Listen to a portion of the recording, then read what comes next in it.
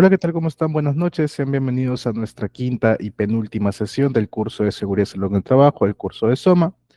En la clase anterior habíamos hablado acerca de la matriz HIPER, de cómo identificar correctamente los peligros y los riesgos, y el día de hoy vamos a continuar con lo que tiene que ver con plan de seguridad y los registros obligatorios, ¿de acuerdo?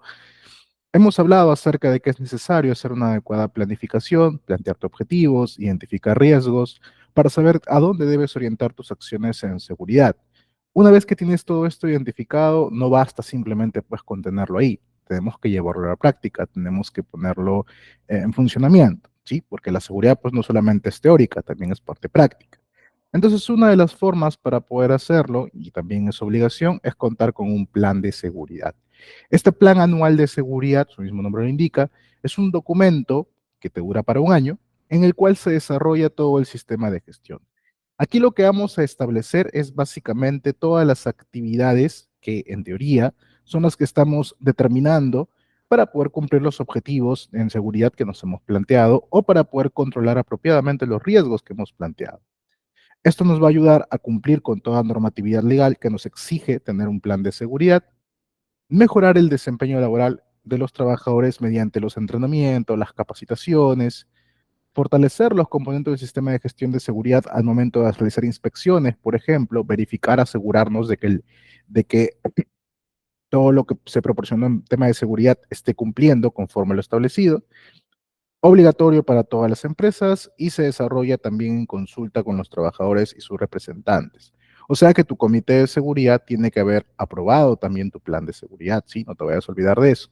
En pocas palabras, el plan de seguridad nos dice cómo vamos a ejecutar las políticas, los métodos, los mecanismos para alcanzar los objetivos del sistema de gestión de seguridad.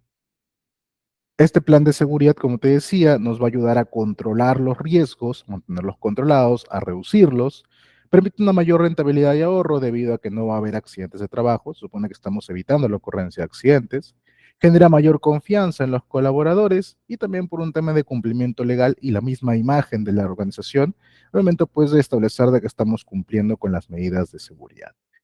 Hablando de cosas mucho más importantes, hablemos sobre la estructura del plan de seguridad. No hay una estructura en específico que nos diga, mira, tal cual, así tienes que hacerlo, pero sí hay una estructura tentativa que podemos encontrar en la RM 050-2013-TR en su anexo 3.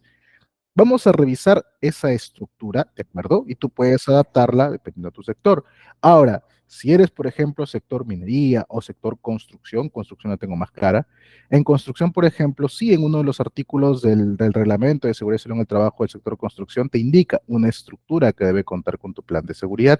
Entonces, ahí sí es obligatorio mantener esa estructura, ¿sí? Ese reglamento te lo compartí en la clase número 2, hay que encontrar mucho más detenimiento. Si no eres ese sector, entonces simplemente puedes apegarte a esta otra estructura que te voy a mostrar aquí. Primero, lo que sí debe contar, pues, tu plan, bueno, una carátula, como siempre, pero tiene también que tener tu alcance. ¿Qué cosa es el alcance? El alcance es lo que, como hablábamos a veces en la clase número 3 sobre el reglamento interno de seguridad, ¿a quién le aplica el cumplimiento? De repente, este es tu plan de seguridad general para toda la organización, para todas tus actividades, para todas tus sedes, como que de repente eh, tu plan como que de repente tu plan simplemente abarca para una sola sede, de repente este es tu plan para la sede uno y la sede 2 maneja un plan distinto porque hacen otro tipo de actividades, puede ser, pero sí es necesario que consolidas luego todo, ¿va? Suponiendo que tengas así un plan para cada sede, bacán, pero sí debería haber, si no de repente un documento unificado, sí debería haber algún seguimiento unificado de todas estas gestiones, ¿no? Por un tema de control. Entonces defines el alcance, a quién le va a aplicar este plan. Tu línea base puedes indicar pues cuál es tu porcentaje de inicio de la línea base, ¿no? No necesariamente que pongas todo el cuestionario completo. Ahora, si quieres documentarlo aquí dentro de tu plan, también podrías hacerlo. Si no quieres documentarlo por completo porque lo tienes aparte, simplemente ponme un resumen de cuál es la evaluación que has sacado, ¿no? En base a qué estamos partiendo. La política de seguridad, la cual habíamos visto en la clase número 3, conforme a los principios mínimos, eso también lo colocamos aquí en nuestro plan de seguridad y los objetivos y metas. Aquí ten bastante cuidado, porque hay algunos que a veces cuando les mandan un plan y dice hay que poner objetivos, van y listan un montón de objetivos, una cara completa de puros objetivos. Pueden garantizar la seguridad, evitar los accidentes, promover los comportamientos seguros, qué sé yo, un montón de cosas. Pero cuando tú pones varios objetivos, se entiende que al finalizar el periodo vamos a evaluar o medir el desempeño de esos objetivos.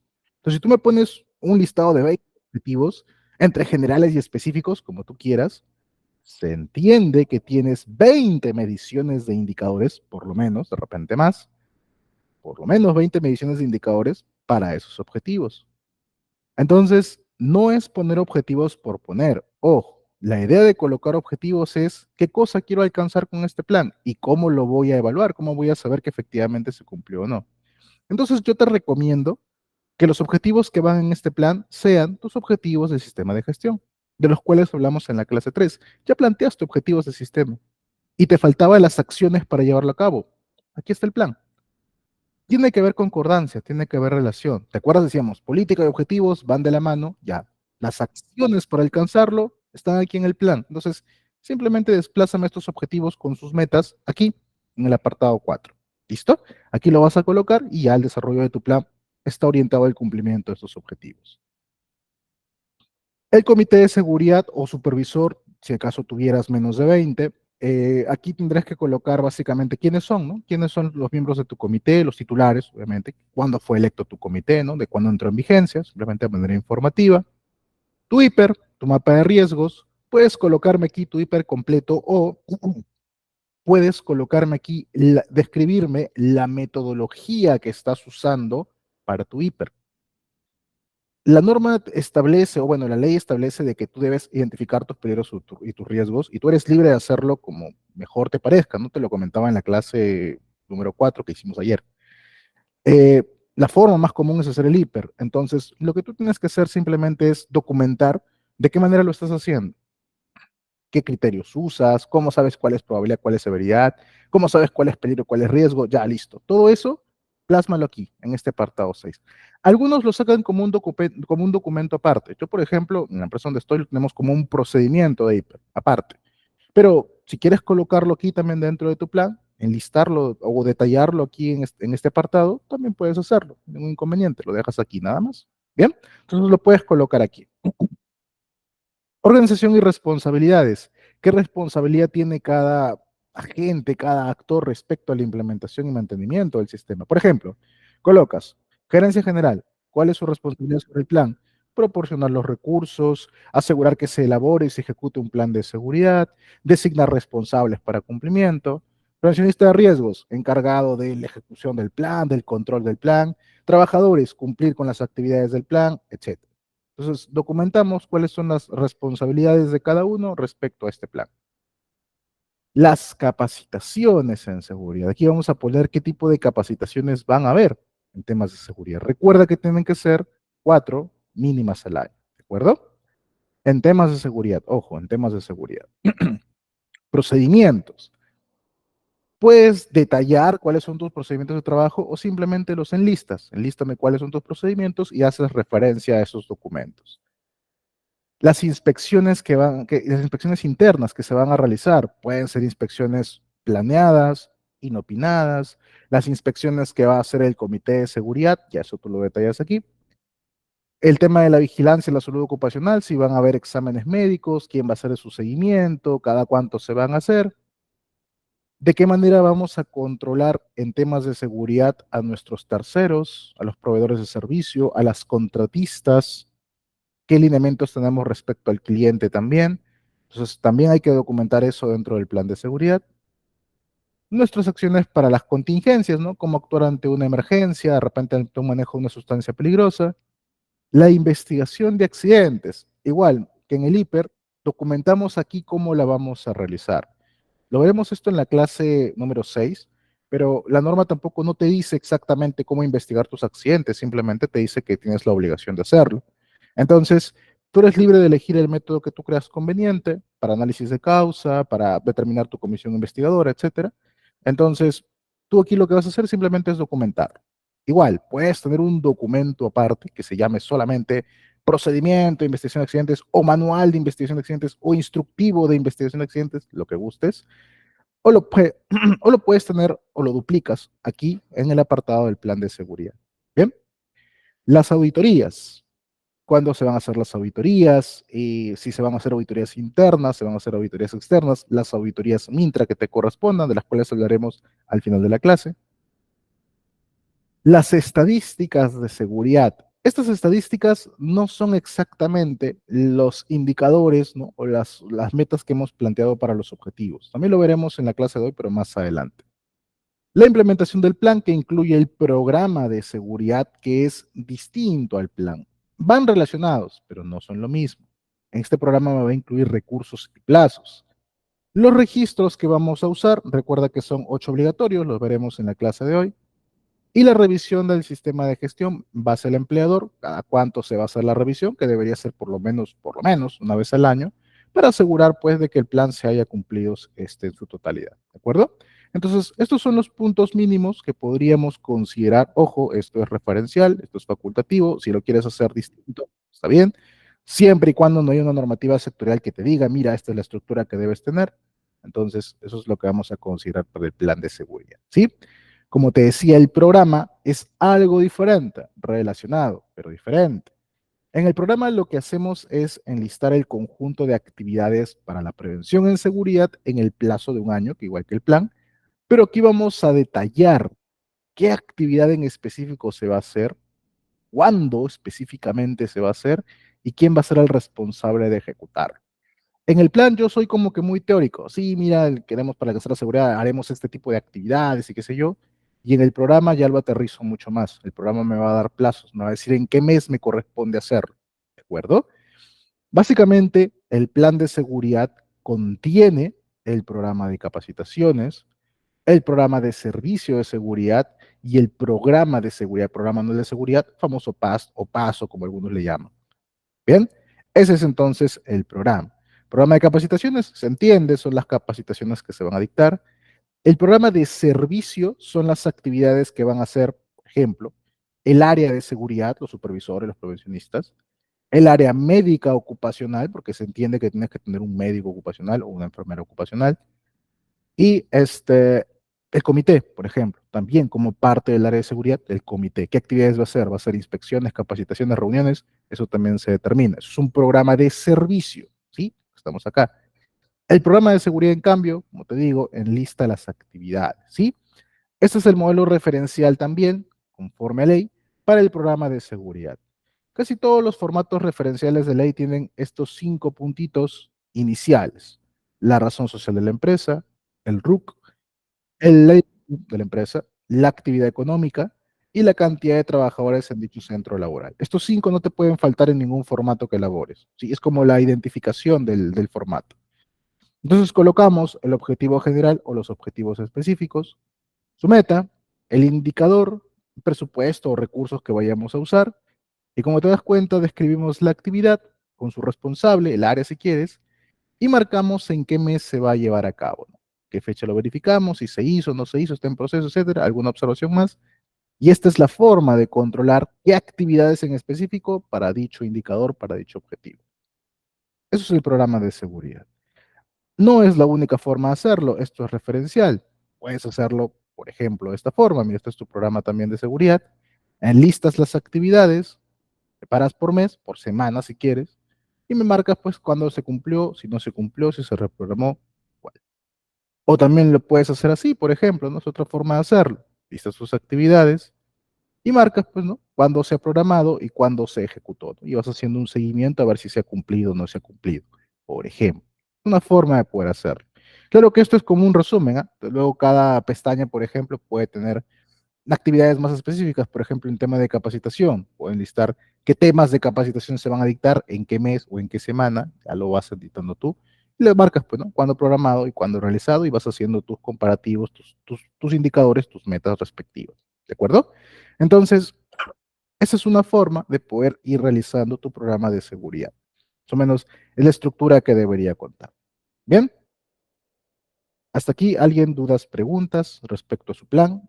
Si la pregunta es, ingeniero, todo sector de cualquier empresa debería tener su plan de seguridad. Sí, toda empresa debería contar con su plan de seguridad. Algunas obviamente tendrán más actividades que otras, ¿no? Por ejemplo, si es una sede, oficina nada más, probablemente lo mucho que tendrá son sus 4 capacitaciones al año, probablemente sus inspecciones de los ambientes para verificar que cuenten con extintor, con botiquín, equipos de emergencia, probablemente monitoreos, probablemente auditorías, quizás brigadas de primeros auxilios, por ejemplo, no, sin mayores cosas. Ahora, otro tipo de actividades de repente implicará revisión de PPs, eh, pruebas o calibraciones de equipos, quizás. Entonces, dependiendo del tipo de actividad, vamos a ir incluyendo más actividades también, ¿sí? Inspecciones de cadáver mensual, claro. Comités gerenciales, sí, correcto. Comités gerenciales o con miembros del comité, es cierto. También está el PAGA. Así es, Glendy. El PAGA básicamente es el programa de gestión ambiental, muy similar al de seguridad. Similar, digo, porque, claro, este está más orientado a temas de control en gestión ambiental, ¿no? Para asegurar, por ejemplo, la reducción del consumo de recursos, para asegurar la coeficiencia, para asegurar, por ejemplo, el tema de que se esté haciendo una correcta gestión de los residuos, para asegurar, por ejemplo, que no exista mal manejo de productos químicos o mal almacenamiento de productos químicos, para asegurar el tema del control de las emisiones. Entonces, sí, también está el programa de gestión ambiental, pero más para temas ambientales ya. Y también el tipo de actividades que pongamos varía dependiendo del tipo de actividad. Sí, muy bien, sí, muy buena apreciación, Glendy. Tal y como dice Glendy, no sé si lo mencioné en la clase 2 sobre comité, me parece que sí, pero igual lo repito por si acaso. El comité tiene obligación de hacer inspecciones también. Ojo, comité sí se reúne, sí investiga accidentes, sí aprueba, pero el comité también tiene que hacer inspecciones. Y las inspecciones de comité tienen que salir o tienen que resultarse como inspecciones de miembro del comité. Porque a veces me preguntaban, ingeniero, yo soy miembro del comité, pero también soy supervisor de seguridad. Y yo, claro, yo hago un montón de inspecciones. Entonces, ¿puede una de mis inspecciones valer para inspección de comité? Sí, sí puede, pero revisa. ¿Cómo lo firmaste? ¿Lo firmaste como Carlos Zavala, prevencionista de riesgos? ¿O lo firmaste como Carlos Zavala, miembro del comité? Si lo marcaste como prevencionista, no vale. Si lo dejaste en blanco y lo puedes marcar como miembro del comité, bueno. Pero tendremos que tener también un acta de reunión en la cual se supone que has presentado los resultados de tu inspección. ¿Bien? Ingeniero, ¿y la inspección también la puede hacer un representante de los trabajadores? Claro que sí, también la puede hacer. De hecho, sería mucho mejor, daría una mejor apreciación de que efectivamente hay consulta y participación. Pero si lo hace un representante del empleador, tampoco es como que estés incumpliendo algo si es que lo hace un representante del empleador. Ahora, si lo pueden hacer en pares, recuerda, paritario, mejor todavía. Bien, para que tengan en cuenta eso. Seguimos entonces. Ahora hablemos acerca del plan de emergencias o plan de contingencias. Ingeniero, ¿cuál es su nombre correcto? ¿Emergencias o contingencias? En una capacitación respecto a gestión de riesgos, gestión de desastres, gestión de brigadas, nos comentaban que el tema de la contingencia es todo evento que puede llegar a ocurrir de forma intempestiva, que requiere un tratamiento antes, durante y después, generalmente asociado a algún fenómeno natural. Como por ejemplo, puede haber una contingencia por sismo, o puede haber una contingencia quizás por fenómeno del niño, inundaciones, etcétera, o de repente un tema de desastre también, un tema de accidente, una contingencia por incendio. Cada una de estas contingencias requieren un plan. Yo debo tener un plan de contingencias para sismos, un plan de contingencias para fenómeno del niño, un plan de contingencias para incendio. Cada uno de ellos debe ser abordado de forma distinta porque cada uno tiene sus propias peculiaridades. Ok, entonces, cada uno de estos es un plan de contingencias. El conjunto de estos planes de contingencia, la totalidad, el compendio, el consolidado de estos planes, a eso le llamamos plan de emergencias. ¿Sí?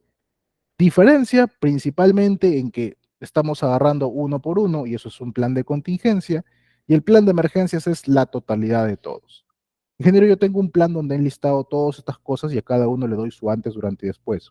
Y yo le he llamado plan de contingencia. Son varios planes de contingencia en uno. Quizás podrías colocarle plan de respuesta a emergencias, si quieres. A veces por el tema de terminología tampoco te vayan a hacer mucho problema, al menos no en esta parte. pero la denominación correcta sería eso. Otra forma también de entenderlo es que el plan de emergencias va relacionado a temas de seguridad, SOMA, y el plan de contingencias generalmente va más para otro tipo de situaciones, como por ejemplo un poco más operativo. Digamos, se ocurre el que un trabajador queda atrapado en una máquina y tengo una emergencia, ¿no? Una emergencia, tenemos que rescatarlo, ok, plan de emergencias. Me ocurre de que tengo que parar mi producción porque la máquina se averió. No tiene mucho que ver con seguridad. Estoy más retrasando el tema de mi producción, el tema, no, ingeniero, pero si es que alguien se mete a repararlo, de repente hay un tema de riesgos. Sí, pero netamente la contingencia va más enfocada al tema operativo. Y ahí requiero un plan de contingencias, máquina de repuesto, alquiler de, no sé, alquiler de otro equipo, eh, un stock de seguridad de repente para solventar algún pedido. Esos son planes de contingencias operativos, ¿sí? Plan de emergencias va más orientados a temas de seguridad. Ahora, ¿qué debe contener mi plan de emergencias? De la misma manera, no existe una única estructura. Sin embargo, en la clase de hoy vamos a guiarnos de una estructura referencial que es obligatoria para construcción, pero que a ti te puede servir para que más o menos orientes cómo es la estructura del plan de emergencias. Una breve introducción, una breve resumen del plan. La empresa tal presenta su plan de respuesta a emergencia por tal motivos. Ya, muy bien. Objetivos nuevamente del plan. Insisto, no me enlistes objetivos por poner. Pon alguno de tu sistema de gestión que se relacione con la gestión de emergencias. No tienes ninguno que se parezca. Ok, pon propios objetivos para este plan de emergencias, pero asegúrate de colocar pocos. Uno o dos que puedas medir a final de periodo. No te olvides que los objetivos tienen que llegar a medirse. El alcance, nuevamente, a quién aplica el cumplimiento de este plan, a esta sede, a esta no, de repente, si de repente es un convenio general, puede ser también. Ten bastante cuidado porque dependiendo de la sede que sea, dependiendo de la ubicación, va a variar el tipo de emergencia que vas a encontrar. O sea, digamos, tú tienes una sede aquí donde estoy yo, en Trujillo. Aquí pueden ocurrirnos ciertas situaciones, pero si yo analizo o evalúo una sede, digamos, en Cajamarca, las condiciones van a cambiar y las situaciones de emergencia que puedo encontrar ahí van a ser diferentes. Entonces, ten cuidado al momento de identificarlo apropiadamente. Compromisos respecto al empleador o a los trabajadores sobre el cumplimiento de este plan. Una descripción de la sede en general, cuántos pisos tiene, cuántos extintores, dónde están ubicados, si cuentan o no con botiquines, qué hay en el botiquín, la descripción de la unidad. Funciones y responsabilidades. ¿A quién aplica el cumplimiento de este plan, no? O sea, qué funciones tienen cada uno respecto al cumplimiento de este plan, qué responsabilidad va a desempeñar. Un organigrama del plan en el cual me indiques cuáles van a ser las brigadas, quiénes van a ser los principales jefes de brigadas, y un listado de peligros frecuentes, que van a ser básicamente tus situaciones de emergencia del hiper. ¿Te acuerdas de la clase anterior? Te decía, mira, enlístame todos los peligros y riesgos y coloca rutinario, no rutinario y situación de emergencia. Todas esas situaciones de emergencia que hemos encontrado, aquí tienen que salir, aquí las vamos a identificar. ¿Quiénes serán tus brigadistas? ¿Cuántas brigadas van a tener?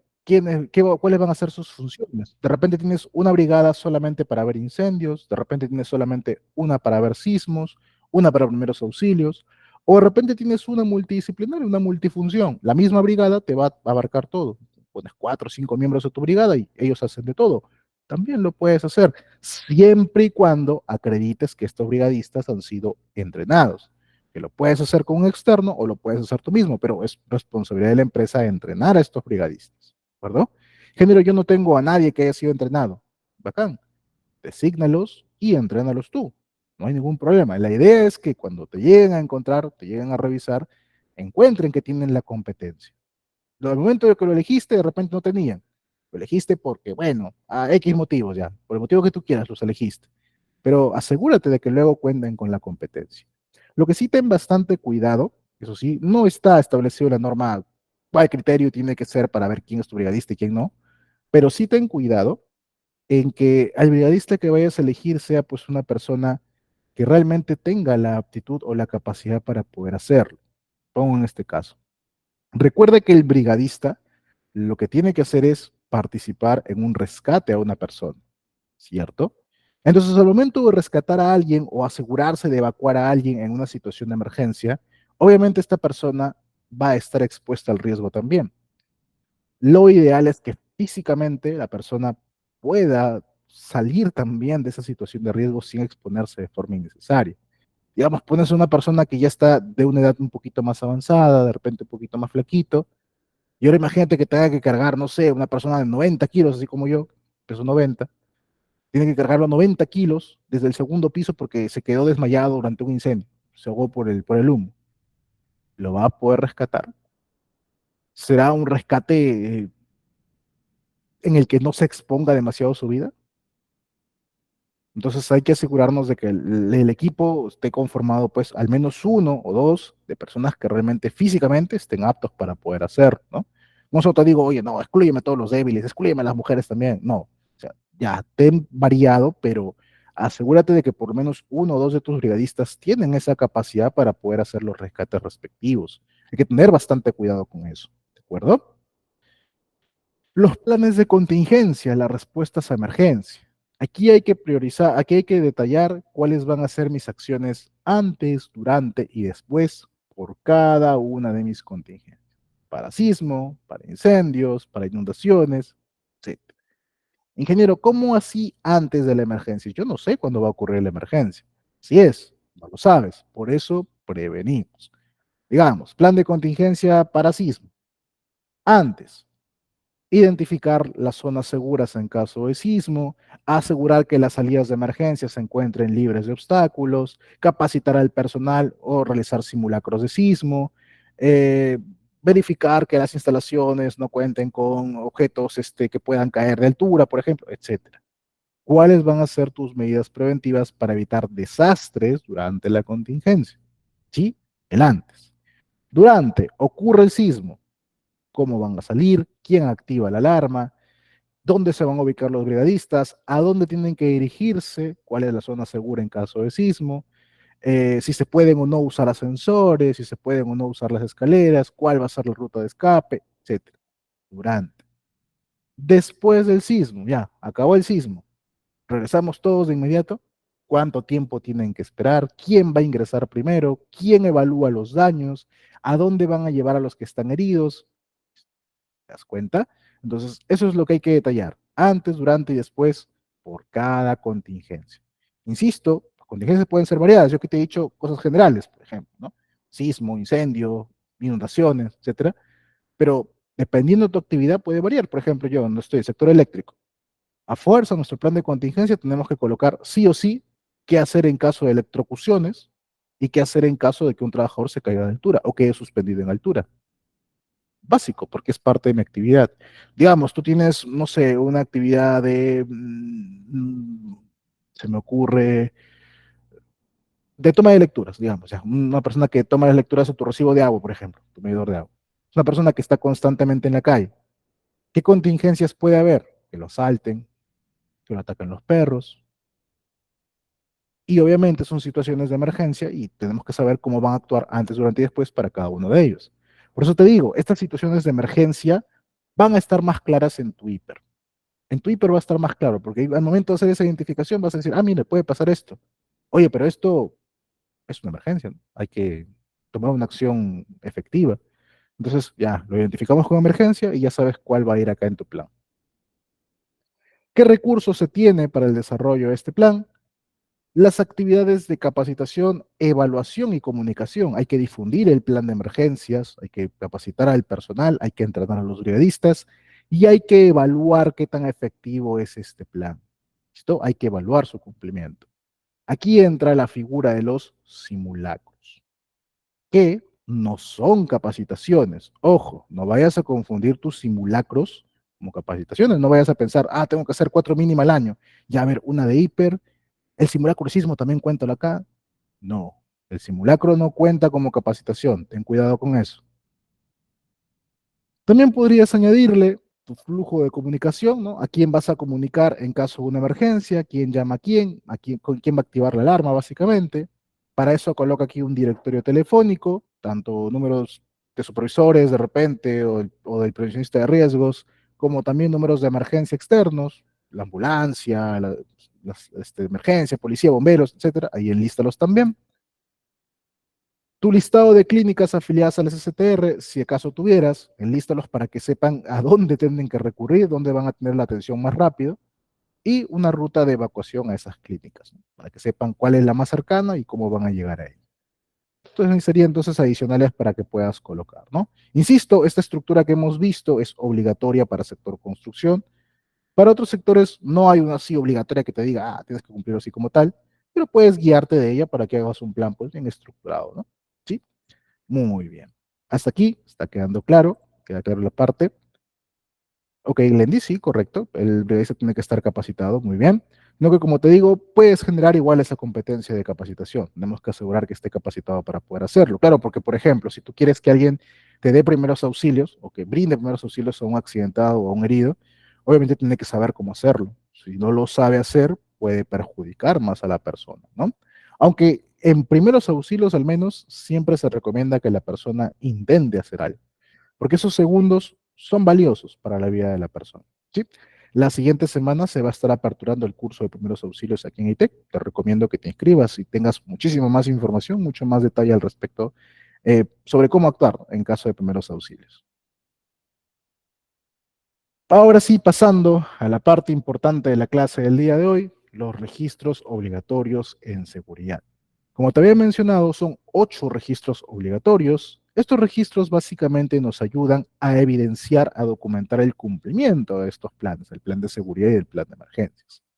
Tienen ciertos formatos, bueno, hay uno que particularmente no tiene un formato, pero tiene ciertas consideraciones que debemos considerar y aquí te los vamos a explicar. ¿Listo? El primero es el registro de accidentes, enfermedades ocupacionales, incidentes peligrosos y otros incidentes. Estamos obligados entonces a mantener un registro de todos los eventos que ocurran en la organización. Accidentes, que creo que entiendes claramente qué cosa es un accidente, una enfermedad ocupacional y tus incidentes peligrosos u otros incidentes. Los incidentes también hay que registrarlos. Ingeniero, ¿cómo así incidentes? ¿En qué se diferencia el accidente? Ok, tenemos una situación así, digamos que tenemos una carga suspendida en la cual pues el punto de anclaje digamos que está en mal estado. Entonces, esto por sí solo, así como está, sería una condición insegura o una condición subestándar, ¿no? Tenemos un equipo en mal estado. Bien, está suspendido, puede ocasionar un accidente. Todavía no ha pasado nada. Es una condición. Perfecto. Digamos que tenemos personal pasando por debajo de esta carga. Independientemente de que esto estuviera en buen estado o en mal estado, esto, así por sí mismo, es un acto subestándar o un acto inseguro, ¿sí? Porque bajo ninguna circunstancia el personal debería caminar debajo de una carga suspendida. Tú lo sabes, yo lo sé, y si no lo sabías, lo estamos compartiendo. Siempre debemos mantener un radio de seguridad respecto a la carga que está siendo la carga que se encuentra suspendida. No podemos pasar debajo. ¿Bien? Entonces aquí tenemos una condición y un acto inseguro. Bien, digamos que la carga falla y se cayó la carga y se cae, pero no llega a golpear a las personas, eso viene a ser un incidente. Pasó el evento, pero no lastimó a nadie, incidente. Si el riesgo a la persona o el daño que pudiera causar era bastante grave, incidente peligroso. Bien. En cambio, si la lesión de repente que pudiera suponer era una lesión, quizá no de consideración, pero lesión al fin y al cabo, ahí se convertiría más en un incidente.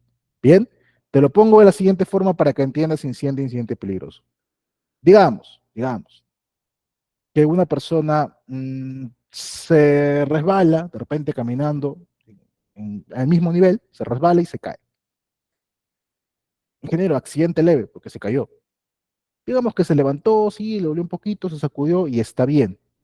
Tampoco vamos a extremar, no lo vamos a llevar tampoco al centro médico directamente por eso. Aparentemente está bien, no tiene lesión en la cabeza, aparentemente solamente ha sido un pequeño golpe. Hasta ahí es un incidente. Sí, quizás pudo haber tenido alguna pequeña lesión, pero no requiere mayor atención médica. Esto lo veremos más a detalle en la siguiente clase, ¿sí? Entonces, eso es un incidente.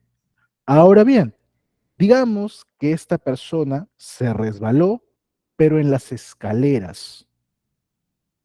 Se resbaló en las escaleras, estuvo a punto de caerse, pero al último momento se agarró del barandal, pero casi se manda de cabeza para abajo. No tuvo lesión tampoco. De repente sí se llegó a golpear la pierna mientras casi Mientras que ese se cae al momento de agarrarse, pero no le pasó nada.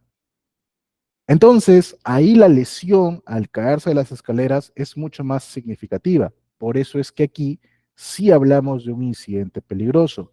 Ambos son incidentes, porque ambos pudieron ocasionar daño grave a la persona, pero uno es mucho más latente que el otro, y a ese que es más latente le llamamos incidente peligroso. Bien, igual hay que registrar de ambos. ¿Listo? Y ya pues el accidente sí, la carga le cae directamente a estas personas, ahí ya se convierte en un accidente, ¿sí? Cuando hay una lesión a la persona, ahí sí es el accidente completo. Entonces nosotros por norma tenemos que registrar los accidentes y los incidentes peligrosos.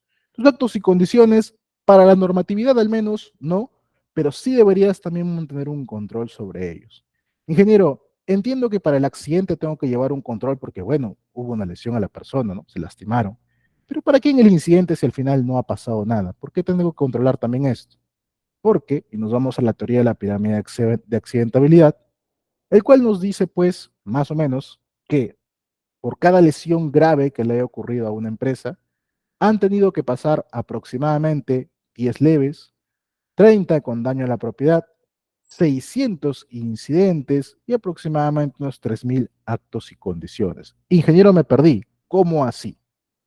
Lo que ocurre es que se entiende que más o menos, a nivel, por así decirlo, aproximado, ¿no? En un monto aproximado, un tema de extrapolación de repente, se entiende que para que te pase un accidente fatal, previamente han tenido que ocurrirte como unas 10 leves, o en total se te han pasado como unas 10 leves, unos 30 accidentes peligrosos con daño a la propiedad, 600 incidentes y 3.000 actos y condiciones. ¿Cómo funciona esto? Fíjate. Mientras tú más actos y condiciones vayas sumando, digamos, personal no se puso un EVP, va un acto. Personal no se coloca bien su arnés de seguridad, otro acto, van dos. Y así vas sumando estos pequeños actos, no pasa nada, pero vas sumando pequeños actos, vas formando esta base. Mientras más formas esta base, por ahí te van apareciendo incidentes. Más se forma esta, más se forma esta otra, por ahí te va a ir apareciendo un accidente con daño a la propiedad o con daño material. Más se va formando esta y te va dando pie a que ocurra un accidente leve. Y mientras más se forma esta otra, te llega el fatal o el accidente incapacitante grave. ¿Sí? Entonces, básicamente lo que te dice esta teoría es que mientras más vas juntando la base, más vas haciendo, más vas asentando para que se llegue a la punta. Más acumulo de actos y condiciones y no los controlo, más me estoy aproximando al accidente. Por eso es que se hace ese control para los incidentes y para los actos y condiciones. Porque el objetivo es que esto, al menos estos dos niveles de arriba, no te ocurran. Mira, te pueden ocurrir estos porque nada es perfecto, te pueden pasar estos, te pueden pasar incidentes incluso, ¿bien? Bueno, accidentes con daño material no deberían, pero ya, digamos que te pasó alguno, pero estos dos últimos no te pueden pasar de ninguna manera, no deberían pasarte bajo ninguna circunstancia. Entonces, si queremos evitar esto, que no sabemos cuándo exactamente van a ocurrir, tenemos que empezar a controlar las bases, lo de abajo. No quiere decir esto, ojo, no quiere decir esto que, ingeniero, pero a mí me han pasado 5 leves nomás, me faltan 5 más para que me pase el grave. No, como te digo, es un aproximado. Se entiende que mientras más sumemos de esto, más me estoy aproximando a esto. A nadie es que le ocurra el accidente fatal vino así de la nada y ya está. Puede ser que no tuviste ningún leve, puede ser que no tuviste ningún incidente, pero estos actos y condiciones sí has tenido que ir acumulando. Por eso te pasó el fatal. ¿De acuerdo? Muy raro sería que de la noche a la mañana te pase un fatal o un accidente muy grave, muy raro, y que todo siempre había estado bien y que de la nada te pasó esto. Posibilidad existe, pero muy raro realmente. Generalmente cuando te ha pasado una lesión bastante grave es porque de antemano te han venido ocurriendo y otros eventos que no identificaste y que no controlaste. El accidente no te avisa cuándo va a pasar, claro, pero si puedes intuir cuándo te estás aproximando a uno conforme a cómo vas manejando justamente este control de, de estadísticas, por así decirlo. ¿De acuerdo? Ahora, entonces, cada vez que te ocurre un accidente mortal o un incidente peligroso, lo que tienes que hacer es ingresar al Google, colocas así, reporta accidentes de trabajo, pues le pones una fila o mientras lo que gustes, te vas a este enlace de acá Te vas aquí, ir al servicio y te va a salir esta pantallita de acá para que con la clave SOL de la empresa hagas la notificación, el reporte de tus accidentes mortales y de tus incidentes peligrosos. Repito, accidentes mortales e incidentes peligrosos dentro de las 24 horas de ocurrido el evento. Tienes 24 horas nada más para hacer tu reporte. Si lo haces fuera de ese plazo, estás en un incumplimiento. No puede pasarse de 24 horas. Aquí. Bien. Ingeniero, mortales e incidentes peligrosos. Y si no fallece, no reporto, tú no.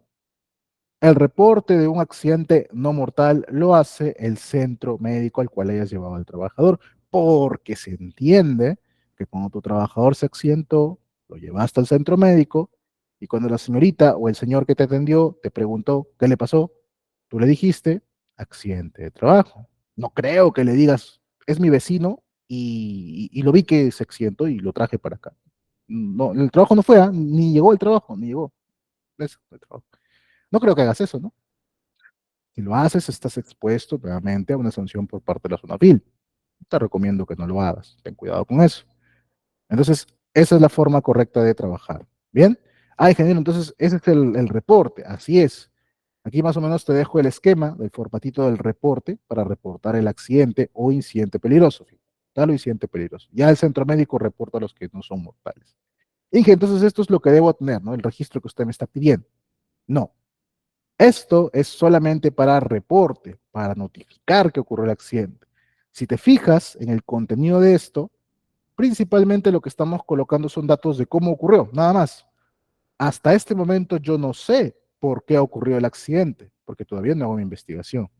Entonces el formato de registro es posterior a la ocurrencia del accidente y posterior a la investigación. Porque en este formato de registro, te puedes dar cuenta, colocamos los datos mínimos necesarios, razón social, RUC, dirección, tipo de actividad, cantidad de trabajadores.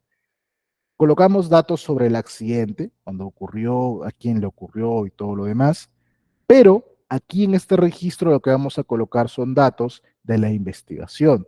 Cuándo inició la investigación, qué resultados obtuvimos, ¿no?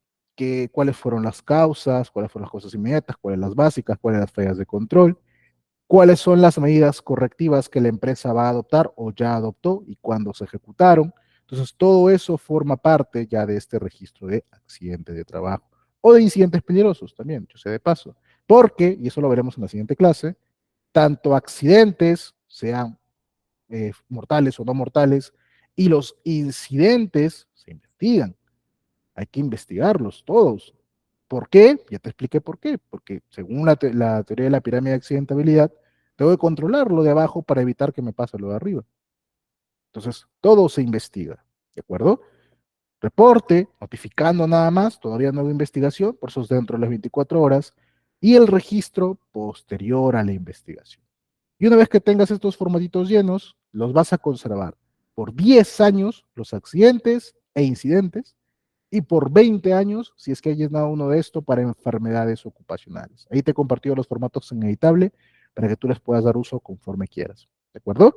Entonces no te olvides, 10 años hay que guardar los registros de accidentes y 20 para el de enfermedades ocupacionales. ¿Listo? Pasemos al siguiente registro. Tenemos el registro de exámenes médicos ocupacionales, los famosos EMO o CAMO de repente. Estos exámenes médicos principalmente pues se hacen con una clínica ocupacional que tiene que estar acreditada por DIGESA, obviamente, o por la Jereza, eh, y se hacen en tres modalidades diferentes, ¿sí?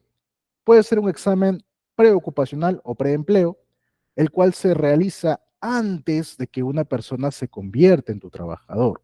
¿Cómo es la figura? O sea, ya tú haces una convocatoria de trabajo, se te presentan candidatos, haces tus filtros con tus recursos humanos o con tu psicólogo, determinas, revisas perfil, revisas CV, haces entrevistas y todo lo demás, listo, quedó, muy bien, esta persona tiene buen perfil, parece buen prospecto, listo. Vaya a su examen médico preocupacional. Todavía no le das contrato, porque hay algunos que ya de frente, ya listo, firma el contrato y mañana que pase su emo.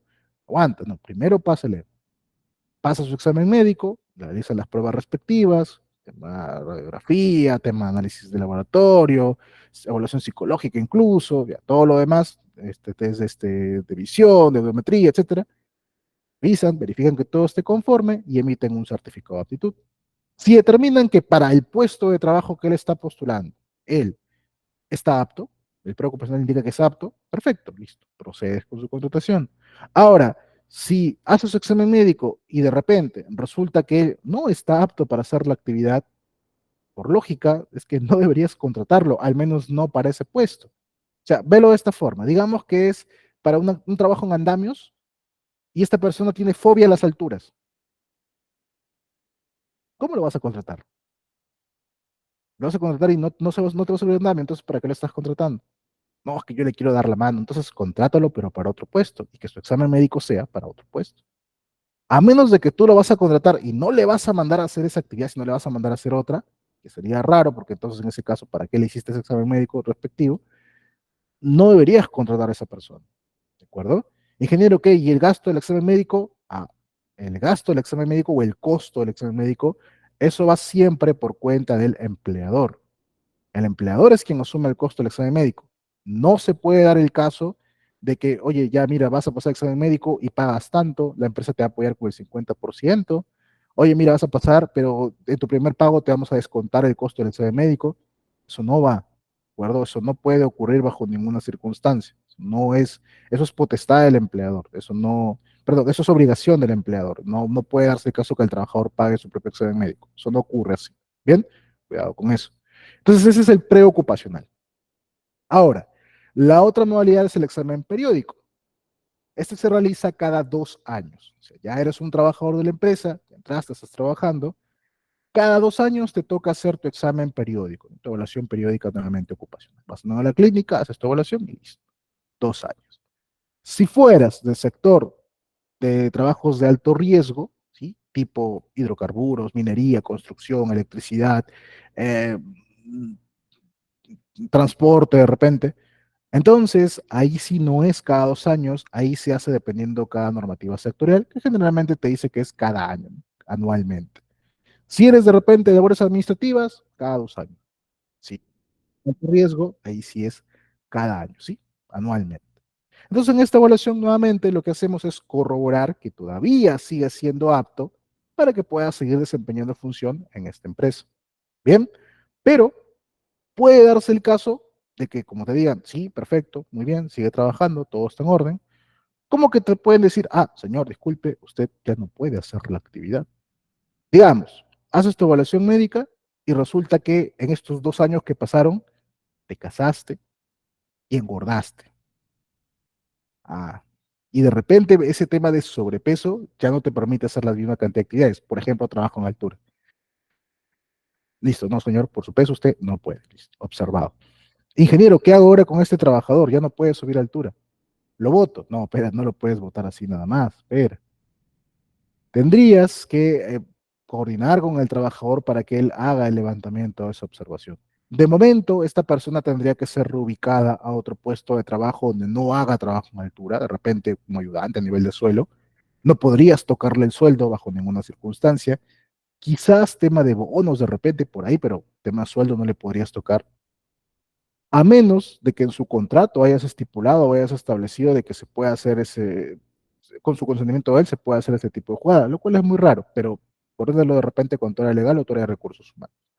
Lo ideal sería que la persona empiece a seguir una dieta, empiece a tomar ejercicios, qué sé yo, para asegurar que baje de peso, que le puede tomar de repente 2, 3 meses, y durante ese tiempo pues se tendrá que ser reubicado con su sueldo intacto hasta que levante su observación, ¿no? Ingeniero, pero ¿qué pasaría si el trabajador es tramposo y pues, él dice, ¿no? Y lo razona así, mira, me van a pagar lo mismo y hago menos porque ahora ya no hago lo de antes, no quiero bajar de peso. Claro, es que por eso la idea es que esto figura en el contrato, ¿no? Si él en un mes no ha bajado nada, el contrato está subiendo de peso, no hay una colaboración de su parte para poder mantenerse en el puesto. Entonces, de repente ya está por acabar su contrato o de repente se renueva, ese es un año de su contrato en el cual se indica, mira, ¿sabes qué? No te voy a votar, pero no quieres hacer, no quieres, aparentemente no quieres mejorar tu condición, entonces te voy a cambiar de puesto y obviamente tu sueldo también va a cambiar. No, no quiero, entonces, de modo, pues, yo tampoco, no puedo, o sea, tu contrato va a acabar hasta cierto tiempo y no te voy a renovar porque no me sirves así. O sea, yo necesito que tú me trabajes en esto, porque para eso te he contratado. Si tú no bajas de peso, no veo una mejora de tu parte, entonces, ¿cómo vas a seguir trabajando?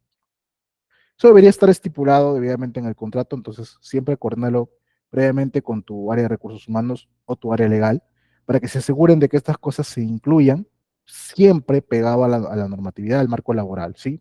Ahí yo no soy experto en el marco laboral, pero hay que tener bastante cuidado porque hay cosas que tampoco no es que se puedan meter así nada más en un contrato de trabajo. Son, podrían ser ilegales, ¿no? Son irrealizables. Entonces hay que tener bastante cuidado con eso, ¿de acuerdo? Y la otra forma de examen médico es básicamente al finalizar, ¿no?, la relación laboral. ¿Sabes qué? Ya terminé de trabajar contigo, me voy, pero antes de irme quiero hacer un examen médico porque quiero saber en qué estado estoy. Ah, listo, bacán, pasa tu examen médico. Este último ya no es obligatorio, ¿ah? Este último es un poco más facultativo, si quieres lo haces, si quieres no lo haces, es opcional. Algunos lo hacen para asegurarse de que, bueno, no están enfermos saliendo de la empresa, una manera de hacerlo, ¿bien? Si no, si igual no lo quieren hacer, entonces es normal, ¿no? No hay ningún inconveniente con eso. Toda vez que se hagan estos exámenes médicos, hay que asegurar que el trabajador reciba sus resultados. Mira, yo ya pasé mi examen médico, pero tengo que saber cómo estoy. Esto generalmente, no siempre, lo hace la misma clínica, como que a veces no. De todas formas, así lo hago, no la clínica, tú como empleador, como parte del empleador, tienes que asegurar que el trabajador ha recibido esos resultados. Podrías de repente hacerlo, firmar un cargo de entrega también, ¿no? Pero de alguna forma hay que acreditar que él recibió, que él conoce cómo está su estado de salud. Al menos si es que está apto o no apto. Eso lo debería hacer tu área médica ocupacional, pero hay que tener esas evidencias. Bien, pero sí ten muy en cuenta el tema de la confidencialidad de esta información. ¿A qué me refiero? Hay algunas clínicas que para entregarte los resultados del examen médico piden directamente que el contacto sea con el médico ocupacional. O te dan acceso a una plataforma donde tú directamente descargas, pero solamente se lo dan también al médico ocupacional. ¿Por qué?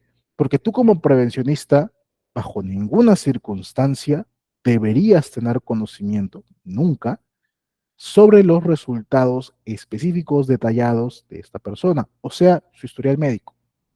Tú no puedes saber el resultado de su examen de laboratorio, tú no puedes saber el resultado de su evaluación psicológica, tú no puedes saber el resultado de su análisis de orina de repente, no puedes saber nada de eso. Ingeniero, no, pero yo necesito saber si él está apto o no.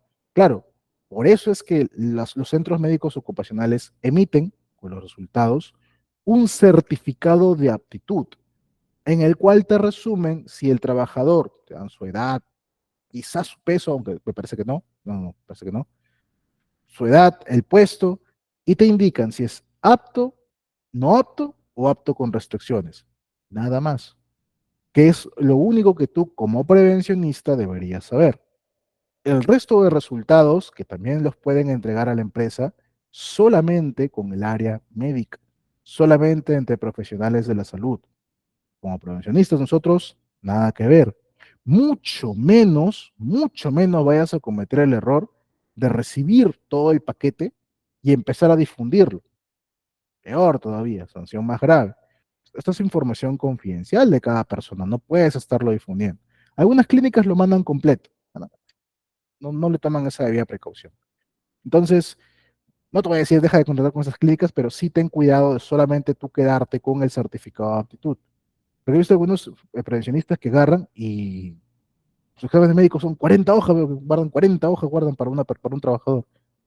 Y no son de área de salud, o sea, no tienes por qué guardar las 40, una hojita, dos de repente a lo mucho, pero solamente es una hojita en la cual te indica si esta persona es apta o no para poder hacer la actividad, nada más. Es todo lo que tú necesitas saber. ¿Listo?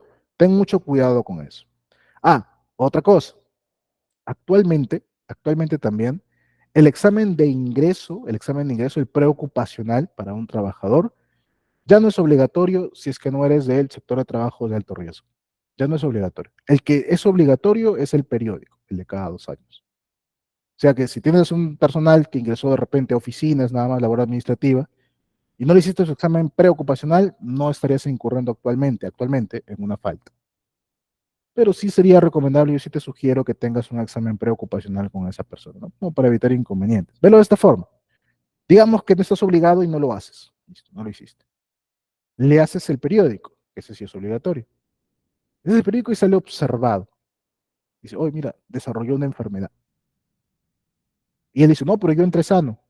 No, yo entré sano, yo no entré con esa enfermedad. Aquí me ha pasado.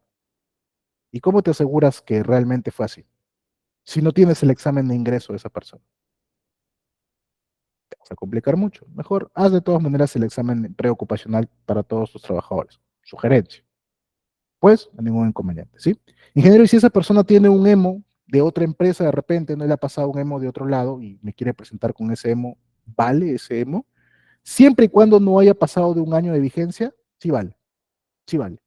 El médico ocupacional de tu empresa podría de repente validarlo, revisarlo, asegurar que esté conforme, que sea verdadero, que no esté chambeado por ahí, que algunos así van, editan y le cambian simplemente la fecha y ya está.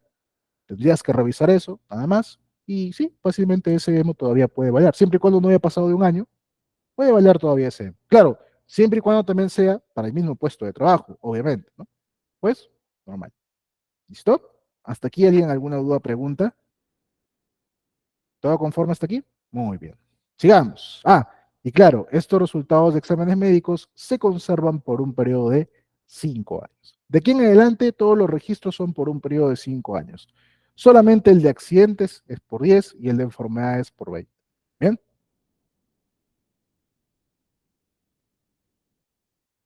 dame un momento, por favor.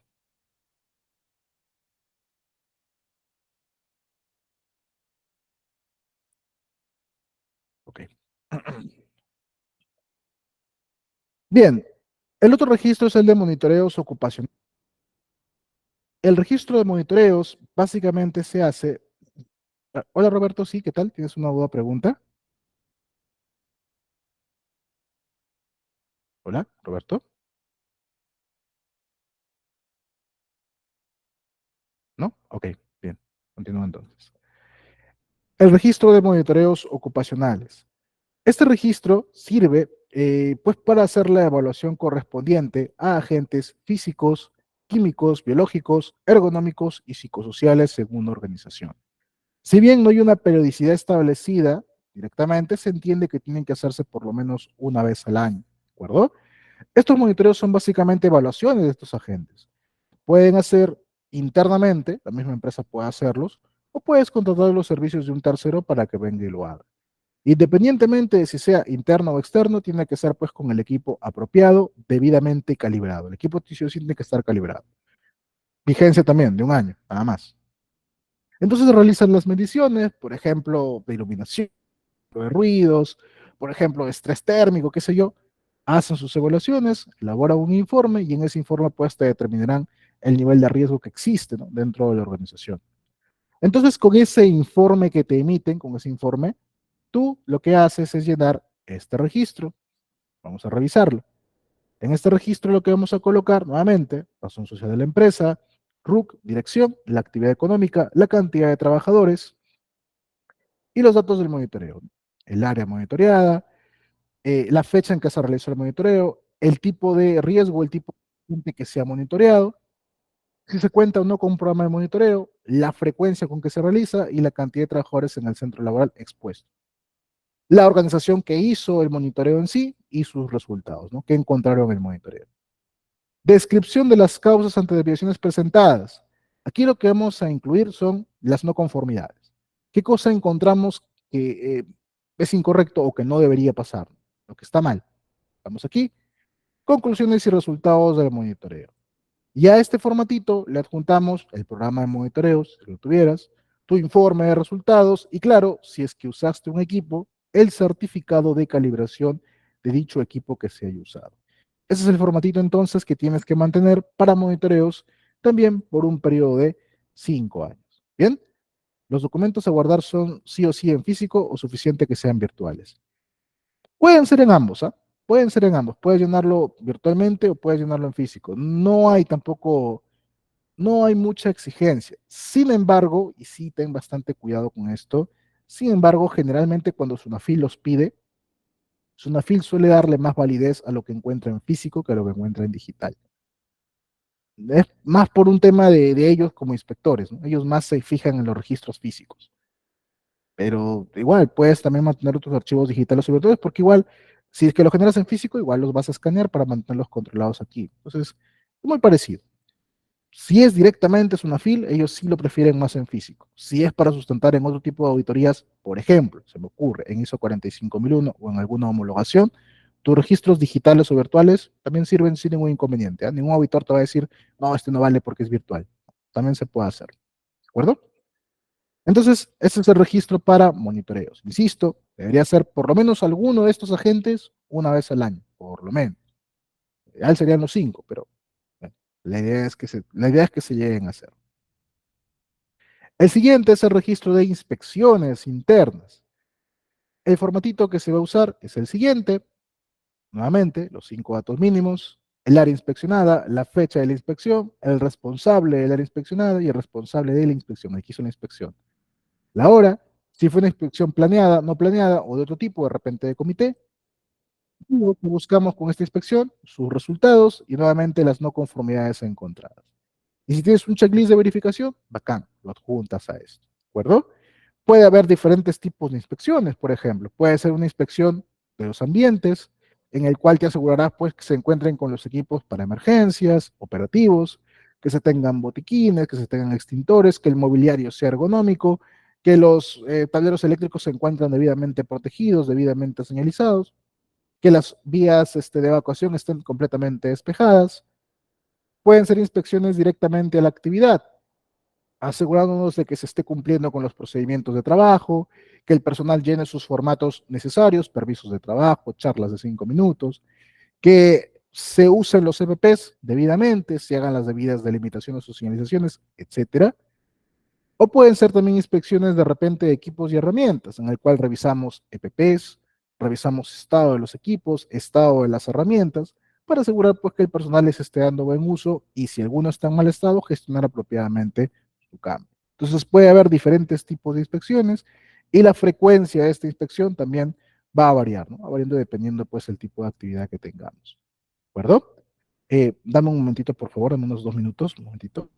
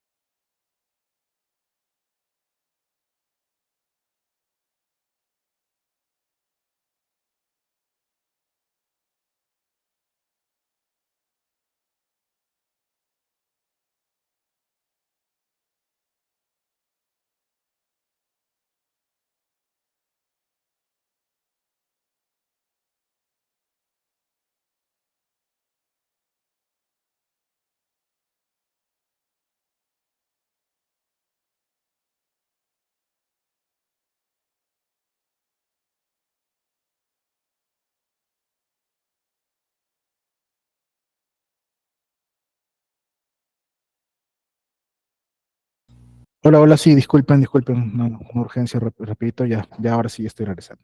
Bien, entonces hasta aquí hemos hablado de 4 registros importantísimos, ¿sí? El de accidentes, el de exámenes médicos ocupacionales, el de monitoreos y el de inspecciones de seguridad. Hasta aquí vamos 4 registros. Nos quedan 4 más. Siguiente, registro de estadísticas de seguridad. Las estadísticas de seguridad que te exige la normativa son 3 específicamente. El índice de frecuencia, el de gravedad o severidad y el índice de accidentabilidad. El formatito para este registro es el siguiente. Básicamente colocarás todos los meses la cantidad de accidentes mortales que te han ocurrido por cada mes, el área o sede donde ocurrieron, la cantidad de accidentes leves, también el área o sede, la cantidad de accidentes incapacitantes, el total de horas hombres trabajadas en cada mes, incluyendo horas extra. Ahí sacaremos tu índice de frecuencia y en base a la cantidad de días perdidos por accidente incapacitante, sacaremos el índice de gravedad y luego tu índice de accidentabilidad. Así también registraremos si es que han ocurrido enfermedades ocupacionales o incidentes peligrosos o incidentes. Bien, esto es el formatito que tenemos que llevar sí o sí. A veces ocurre que tienes una inspección o tienes alguna auditoría de repente y te preguntan, ¿no? Tu registro de accidentes. Y da la casualidad de que tú dices, bueno, la verdad no me ha pasado ningún accidente, no tengo ningún registro al respecto. Y dices, no, ¿no te ha pasado ningún accidente? No, la verdad, estoy cero accidentes, no me ha pasado nada hasta ahorita. Entonces, el de incidentes, bueno, tampoco, no tengo incidentes tampoco, no me han pasado. Ah, como no tienes ningún incidente, ¿no? Ninguno. Muy bien, a ver, muéstralo. Y te piden justamente este formatito. Tú puedes no tener accidentes, bacán. No tener incidentes incluso, sospechoso, pero bueno. Entonces, para poder sustentarlo también, llénate esto. Este formatito básicamente te va a llenar tus ceros, porque vas a tener puros ceros en accidentes y en incidentes, pero sí vas a tener la cantidad de horas hombre trabajadas, eso sí no te va a faltar. Entonces ya con eso estás sustentando que efectivamente haces un control mes a mes de estos indicadores, ¿de acuerdo? Entonces es el formatito que tienes que llenar. Ahora, ¿para qué me sirve a mí saber esta frecuencia, severidad, accidentabilidad y cómo se calcula? Bueno, se calcula de esta forma. La frecuencia, la cantidad de accidentes ocurridos entre el total de horas hombres trabajadas por 1.000.000. La severidad, la cantidad de días perdidos por accidente entre el total de horas hombres trabajadas por 1.000.000. Y la accidentabilidad, el producto de ambos sobre 1.000. ¿Para qué me sirve esto? Para lo siguiente. No es obligatorio graficarlo, yo lo he puesto aquí para entenderlo. Fíjate aquí. Aquí yo he reportado los primeros meses aproximadamente cerca de 45.000, por ahí cerca de los 46.000 horas hombre trabajadas cada mes. En abril yo he reportado, o en el momento de hacer mi cálculo, he puesto un accidente. No que ha ocurrido, sino que yo le he puesto manera de sacar el cálculo. Un accidente le he puesto aquí. Al momento de poner uno, mi índice de frecuencia que estaba en ceros se disparó a 23.72. ¿Qué significa esto? Esto significa que por cada 1.000.000 de horas hombres trabajadas en la empresa, yo tengo 24 accidentes. No, espera, ingeniero, usted dijo que tiene un accidente. Sí.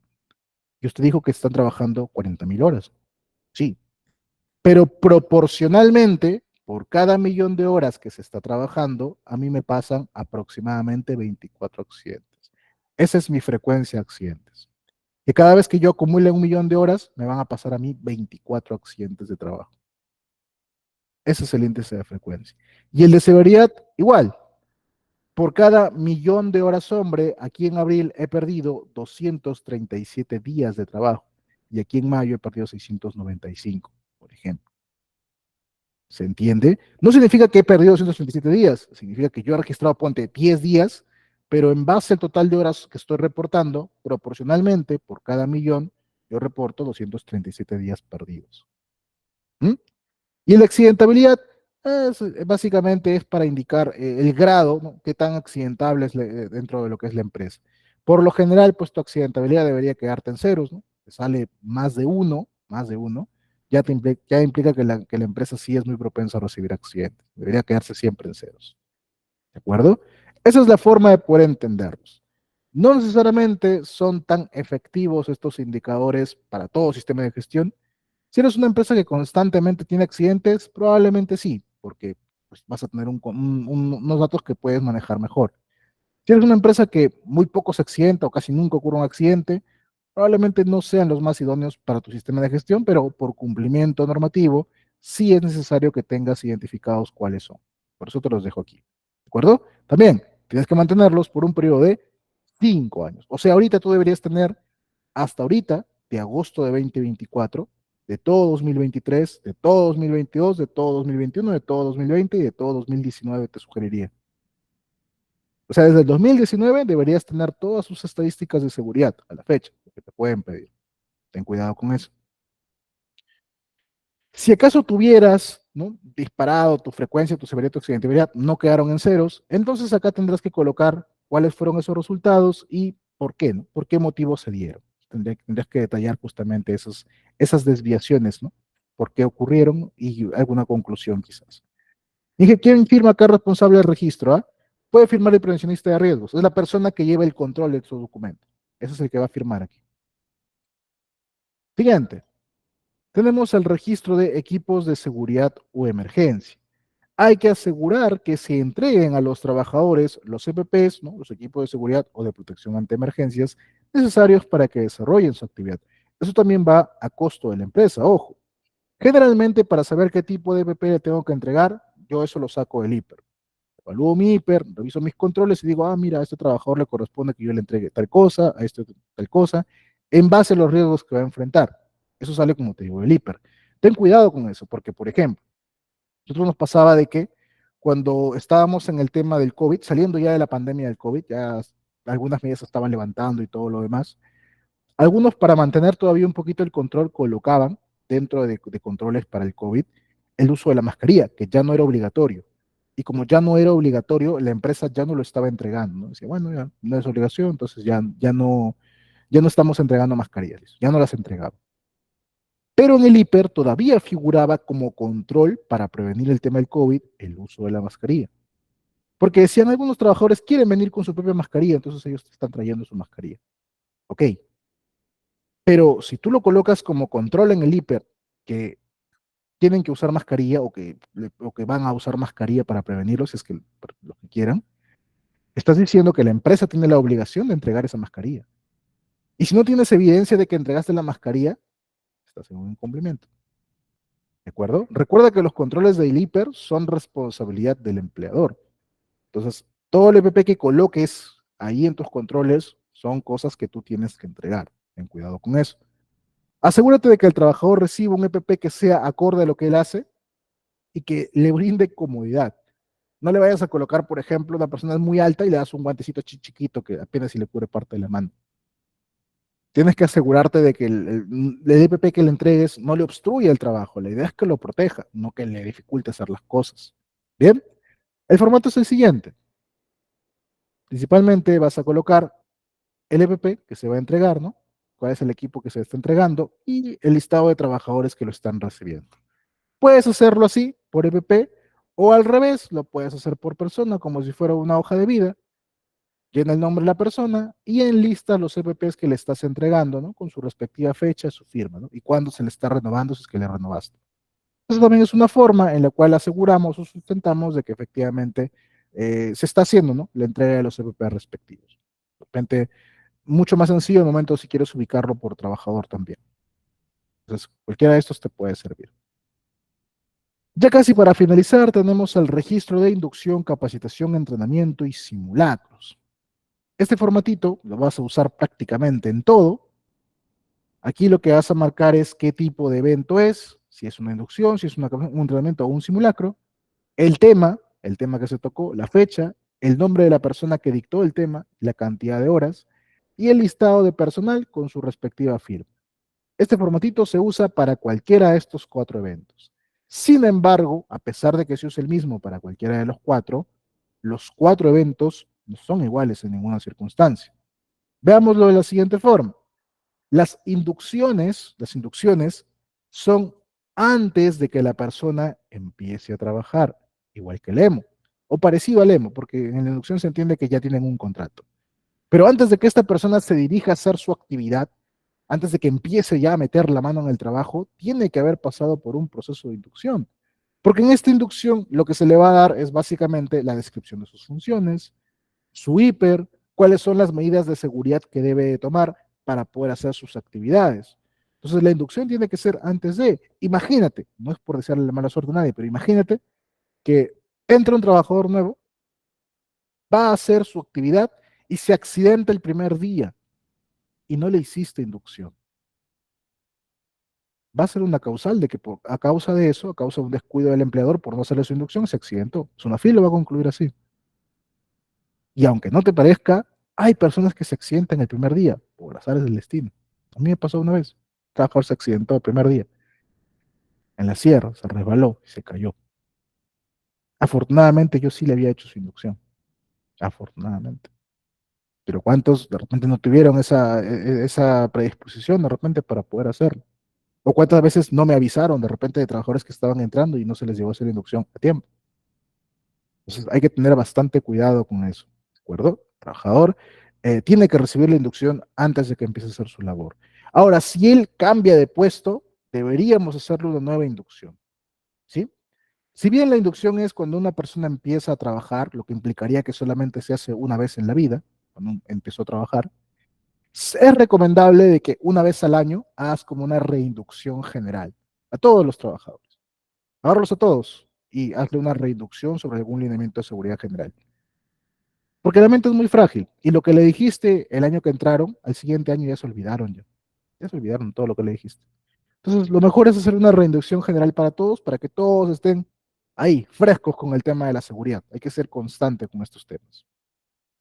Por otro lado, la capacitación, que recuerda, tiene que ser orientada a temas de seguridad, por lo menos 4 al año. Duran más o menos, pues, 45 minutos como mínimo. Si te duran 1 hora, 2 horas, sería mucho mejor. Y tienen que dictarse sí o sí dentro del horario laboral. No vale que te hagan venir un domingo a capacitarte, no vale que te digan quédate 2 horas más después del trabajo para capacitarte, no funciona así. La empresa tiene que darlo dentro del horario laboral, ¿de acuerdo? Asegúrate de que todos participen, porque si bien tú puedes dar 4 capacitaciones al año, imagínate por mala suerte que a una de tus capacitaciones alguien no vino. Esa persona se quedó con 3 temas de capacitación. Si vienes una FIR y te pide esta persona y tienes solamente 3, tienes un incumplimiento, porque todos tienen que haber recibido 4 mínimos al año. Por eso algunos aseguran 5 o 6 temas de capacitación, o en todo caso se aseguran que todos hayan recibido capacitación en seguridad. ¿Listo? De ser posible, tus capacitaciones, evalúalas, elabora un informe de capacitación, si puedes, para que enlistes qué temas tocaste. Y no es necesario que lo haga un externo, ¿eh? Bueno, si lo quieres hacer con un externo, mucho mejor. Pero si gustas, lo puede hacer alguien interno y tampoco no hay ningún inconveniente. Lo puede dictar alguien de la empresa nada más. Siempre y cuando, claro, tenga la competencia para hacerlo. Por ejemplo, digamos que yo quiero dictar primeros auxilios en la empresa donde estoy. Y yo nunca he recibido primeros auxilios como charla, como capacitación, como curso. Entonces, ¿qué cosa voy a capacitar si nunca lo he hecho? Claro, yo sí, ¿no? Yo sí he recibido mi curso, pero digamos que no, no puedo hacerlo, ¿cierto? Tengo que tener la competencia necesaria para poder dictar el tema, si no, no tendría sentido. Si no, cualquiera pues se descarga una PPT de internet y va y lo presenta y ya está. No es esa la idea, no sería tan efectivo. Bien, ingeniero, ¿sirven las capacitaciones virtuales? Para Sonafil realmente no. Ellos no consideran mucho la capacitación virtual. Sin embargo, podríamos hacerla valer siempre y cuando sustentemos de que en esa capacitación virtual el personal participó y fue evaluado. Y el registro de asistencia lo firmó aparte. O sea, ya hiciste tu capacitación virtual y ¿cómo controlas la asistencia? Que te firmen un listado de asistencia, que te lo firmen. Ya lo dictaste virtual. Bueno, no es lo recomendable, ¿eh? Sonafil no los valora igual. Pero ya, bueno, que lo hiciste y se evaluó. Todo eso se evaluó. Se evaluó y tienes evidencias de que ellos lo aprendieron. Ah, listo. Entonces, puede funcionar mejor.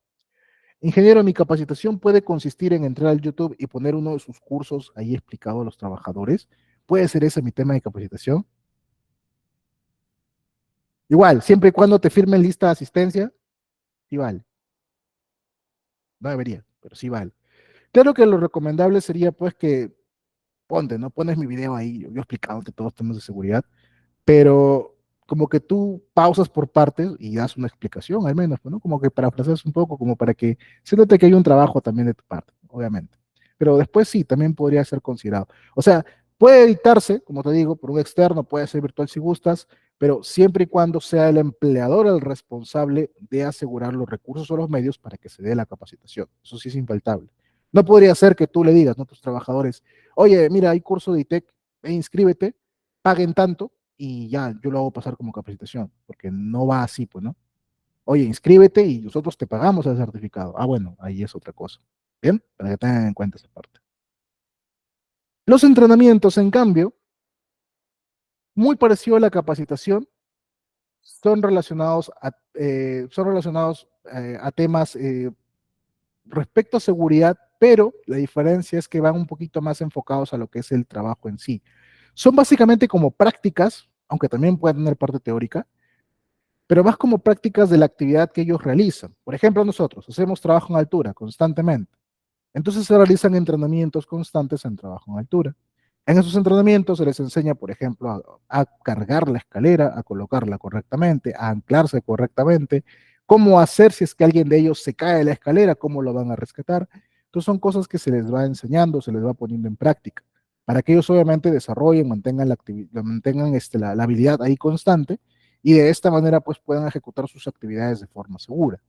Tiene que ver con seguridad, pero van un poquito más enfocados a la parte operativa, a la parte práctica, ¿de acuerdo? Por eso es que también el entrenamiento como tal no te podría contar como una capacitación en seguridad, al menos no de las mínimas al año. Ten en cuenta eso. El tema del seguimiento a la eficacia, ya sea en capacitación o ya sea en entrenamiento, puedes hacerlo mediante 4 etapas. Primero, mides la reacción de la persona, o sea, dictas la capacitación y esa es como una encuesta de satisfacción para retroalimentar, para ver si el trabajador lo entendió o no. Una forma. Más efectivo que eso, evalúa su aprendizaje, le tomas un examen, una prueba para saber si efectivamente aprendió, retuvo el conocimiento o no lo retuvo. Evaluación. O, más efectivo que eso, puedes medir el comportamiento del trabajador. Digamos, hice mi práctica de trabajo en altura, muy bien. Pasa un mes, me voy a campo a supervisar la actividad y verifico. A ver, ¿están aplicando lo que aprendieron? A ver, uy, él igual sigue sin colocar bien su arnés. No me ha servido la capacitación. En cambio, yo voy y lo veo y digo, ah, pucha, mira, está que se lo pone bien. No, que definitivamente está funcionando. La capacitación está brindando sus frutos. Muy bien. O puede ser que lo mida en base a resultados. Yo quería cumplir cierto objetivo con mi entrenamiento o mi capacitación y ahora paso a evaluar justamente este objetivo a ver si se cumplió o no se cumplió. Cualquiera de estos te puede servir para el seguimiento de la eficacia de la capacitación. Y los simulacros, por último, como te comentaba, no son capacitaciones.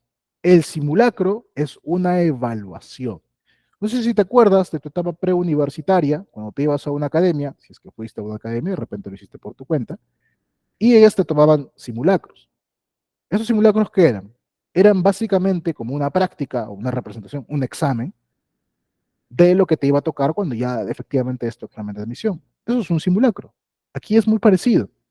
Aquí básicamente el simulacro es poner en práctica lo que hemos puesto en el plan de contingencias. Por eso es que el simulacro sí o sí tiene que ser evaluado. El simulacro tiene que estar evaluado. Oye, yo ya ejecuté el simulacro, muy bien. El simulacro tienes que evaluarlo, a ver si la persona, en primer lugar, salieron a tiempo, salieron ordenadamente. ¿Cuánto tiempo les tomó salir? Digamos, tú ibas a hacer un simulacro de sismo, ya listo. Sonaste la alarma, pasaste avisándoles, simulacro, simulacro. A ver, ¿cuántos se demoraron en salir? ¿Un minuto? ¿Dos? ¿Cinco? ¿10? ¿15? Mientras más se demoren, obviamente es menos puntaje. Salieron ordenadamente, salieron corriendo, salieron saltando, salieron abrazados, salieron revisando el celular. Uno salió a la puerta y dijo, uy, me olvidé el celular y se regresó. Esas cosas se evalúan para ver qué tan en serio se tomaron la práctica. Al momento de salir, ¿sabían a dónde dirigirse? Si hicieron una práctica con un herido, ¿supieron cómo actuar con el herido? Evaluamos. ¿Por qué? Porque queremos ver qué tan efectivo es el plan de contingencias que hemos establecido. Pero ingeniero, ¿cómo puedo evaluarlo si no lo he difundido? Correcto. Por eso el plan de contingencias tiene que ser difundido. No vale solo contenerlo, tienes que difundirlo. Al menos por partes o las cosas más básicas hay que difundirlas, capacitarlas. ¿Sí? Y tus brigadistas tienen que estar entrenados. Puede ser, no es lo ideal, pero puede ser que tú agarres el evento del simulacro y hagas esas 3 cosas en una. Que no es lo recomendable, no deberías, pero bueno, por un tema de tiempo a veces sé que necesitas hacerlo de esta forma. Entonces, si tienes un simulacro, yo siempre recomiendo que pases 3 listas de asistencia. Pasas una para asistencia del simulacro, pasas otra para que te firmen los brigadistas como entrenamiento de brigada y pasas una tercera para que te firmen todos nuevamente como difusión del plan de contingencias. El mismo evento, 3 actividades. Pero claro, hazlo, pues, ¿no? O sea, haz la difusión ya, digamos, pasó el simulacro, acabaron, haz una retroalimentación, señores, acabamos de tener el simulacro y miren, hemos encontrado esto. ¿Qué dice el plan? El plan dice que tiene que salir así, asá, asá, les explicas otra vez. Y vale, es una forma también de poder hacerlo, ¿de acuerdo? Hay que tratar de adaptarnos, pues, a lo posible, ¿no? Lo ideal sería hacerlo previamente. Bueno, si no se puede, no. Y sí asegúrate que tu simulacro cuente con un informe de simulacro. En este informe tendrás que indicar pues datos como cuándo ocurrió, cuál fue el evento que simulaste, la evaluación del simulacro, quiénes participaron y evidencia fotográfica al respecto. ¿De acuerdo? Eso sí o sí también debes contar. Y por último, el último registro obligatorio que veremos es el registro de auditorías. Estas auditorías, que son las auditorías Mintra, son realizadas específicamente por un auditor inscrito en el registro de auditores autorizados para la evaluación periódica del sistema de gestión de seguridad y salud en el trabajo. Está normado en el Decreto Supremo 014-2013-TR, documento también que te he compartido. Entonces, la auditoría tiene que ser por un auditor MINT, cajón, ¿de acuerdo? Estas auditorías se hacen cada 3 años. Cada 3 años te toca hacer tu auditoría. Si eres del sector de actividades de alto riesgo, ahí sí te toca cada 2 años. 3 años para actividades no riesgosas, 2 años para actividades de alto riesgo. Si la empresa tiene hasta 10 trabajadores y no hacen actividades de alto riesgo, ahí sí solamente cuando alguna autoridad te solicite que la hagas. Pues no es inconveniente. ¿De acuerdo? Independientemente entonces de tu cantidad de trabajadores, salvo que tengas 10 que no sean de alto riesgo, tienes que hacerlo cada 3 años o cada 2 si son actividades. Bien, ¿cuál es el proceso? Bueno, principalmente primero es encontrar al auditor Mintra. Puedes ir a Google también, colocas, ¿no?, auditor Mintra, región tal, para que te encuentres a alguien que es de tu región nada más, y te va a salir un listado, ¿no?, de todos los que están autorizados para poder hacerlo. Los ubicas, algunos dejan ahí sus contactos, otros los tienes que buscar por LinkedIn, en el LinkedIn vas a encontrar varios de ellos, los contactas, ¿no? Te pides una cotización, y mira, ¿sabes qué? Somos una empresa tal, tal rubro, tenemos, no sé, tantos trabajadores para tal fecha, y el auditor pues te pasará una cotización, ¿no? Te dirá, mira, ¿sabes qué? Yo te cobro tanto por día, y bueno, estas son las condiciones, ¿no? Y listo, pactan la auditoría. Claro, lo ideal sería pues obviamente que tu auditor mientras sea una persona pegada a tu rubro, ¿no? Por ejemplo, si eres del sector construcción, lo ideal sería pues que tu auditor mientras sea un ingeniero civil, por ejemplo. Cosas así, no sé si me entiendes, ¿de acuerdo? Alguien que sea de la especialidad.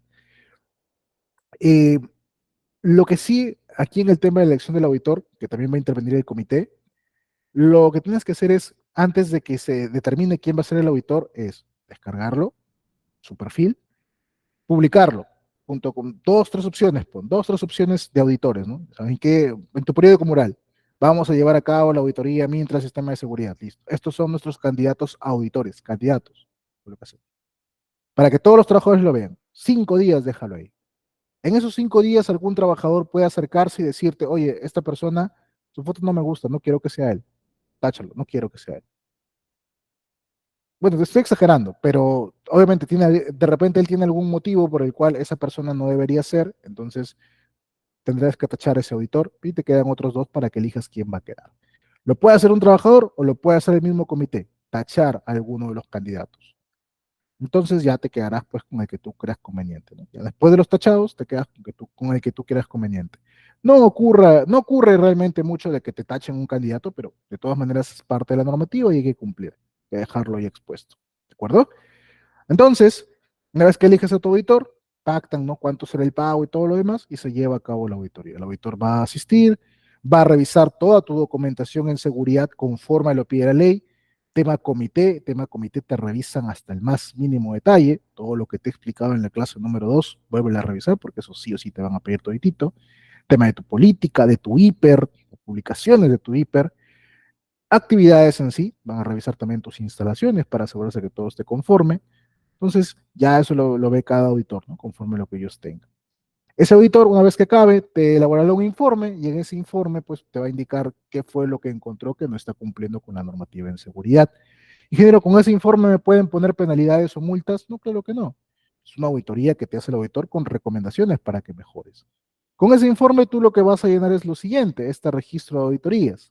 Nuevamente, datos principales, y datos de los auditores. De repente puede ser más de un auditor. Ok, colócalo y su número de registro de ese auditor. Porque cada uno de ellos está con una resolución que lo autorizó para ser auditor mientras. Entonces ahí colocas ese número. Su fecha, la fecha que se realizó la auditoría, qué procesos se revisaron, quién fue el responsable de esos procesos, la cantidad de no conformidades que se encontraron, cuáles fueron y por qué, y tus acciones que estás tomando para tratar estas no conformidades. Eso es lo que debes colocar para el registro de auditorías, también por un periodo de 5 años. Por último, te dejo aquí esta tablita con lo que se le pide, los registros mínimos que se le piden a una empresa ya cuando es micro, pequeña empresa o una empresa de alto riesgo, ¿no? Te lo estoy dejando también para que lo puedas ver luego con más detenimiento. Y ahora sí, con eso, estamos llegando ahora sí al final de la clase del día de hoy, esperando pues que se haya entendido. Ah, creo que aquí hay algunas preguntas.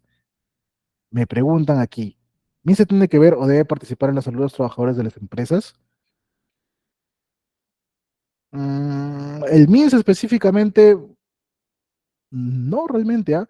Principalmente participa, por así decirlo, dando los lineamientos para los exámenes médicos para las clínicas ocupacionales, o también cuando te ponen la obligatoriedad de si debes contar con el servicio médico ocupacional dentro de la empresa según la cantidad de trabajadores. Después, por lo demás, no mucho, en realidad.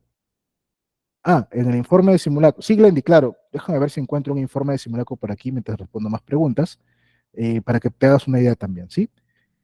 ¿Qué organismos entonces están comprometidos en el control de seguridad en las diferentes empresas? Principalmente el Ministerio de Trabajo, con la USUNAFIL, que es la entidad fiscalizadora. Otro organismo que se involucre mucho, bueno, principalmente ellos, Ministerio de Trabajo y el de Salud, pero generalmente con el tema de las atenciones, en el caso de accidentes, por ejemplo. En las auditorías se hace la apertura y se comienza con un miembro del comité. También le hace preguntas y también el presidente del comité está presente. Ok, voy a conversar con mi auditor Mintra para que lo tenga en cuenta para la siguiente auditoría, porque en las auditorías que nos ha pasado, sí nos ha preguntado por los miembros del comité, claro, pero nunca me lo puso como obligatoriedad de que tenga que estar ahí. Claro, si es que lo pide, obviamente tiene que estar ahí presente. Lo que sí nos ha hecho el auditor cada vez que viene es consultarnos o traer personal de diferentes áreas para hacerles preguntas respecto a sus riesgos, respecto a la difusión de la política de seguridad, que eso sí, infaltablemente siempre lo tiene, principalmente de eso, ¿de acuerdo? Déjame ver si tengo el informe de simulacro aquí. Ujú. Mm,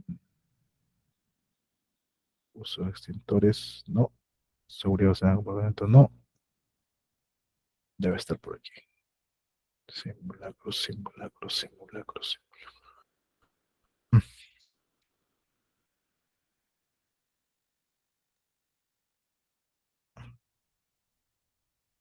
Tampoco.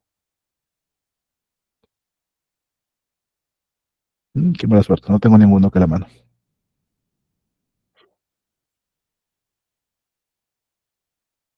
No, no tengo uno a la mano. Mala suerte. Qué pena, pensé que tenía uno, qué raro. Ah, acá, acá, acá, acá.